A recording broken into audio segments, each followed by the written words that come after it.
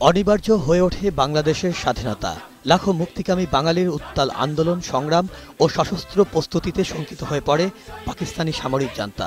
বিরোধী দলের নেতারা পাকিস্তানের অনিবার্য ভাঙন নিশ্চিত বুঝতে পেরে ৭১-এর এদিন জরুরি বৈঠক শেষে বঙ্গবন্ধু শেখ মুজিবুর রহমানের হাতে ক্ষমতা হস্তান্তরের আহ্বান জানান। কিন্তু সেদিকে তোয়াক্কা না করে হত্যাযজ্ঞ চালিয়ে স্বাধীনতার সংগ্রাম দমনে নিষ্ঠুর পরিকল্পনা নিতে থাকে পাক হানাদাররা।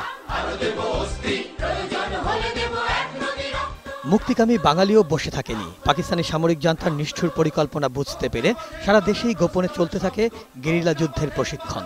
অস্ত্র, গোলাবারুদের জোগাড়ও চলতে থাকে নানা মাধ্যম থেকে।